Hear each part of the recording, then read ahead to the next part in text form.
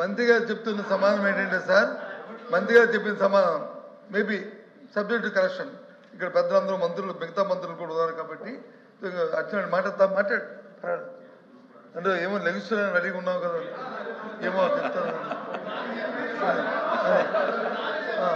అందుకు ఏంటంటే వారు చెప్పింది దయచేసి చేయలే చూస్తాను, మిమ్మల్ని చూడలేదు. రోజు 20-30 సంవత్సరాలు మనతో ముఖాలు చూసుకున్నాం, నీ ముఖం చూడలేదు, చైర్ ముఖం చూస్తాను, నీకు అలా కనిపిస్తుంది. ఏంటి అధ్యక్ష, మంత్రి గారు చెప్పింది నాకు అర్థమైంది.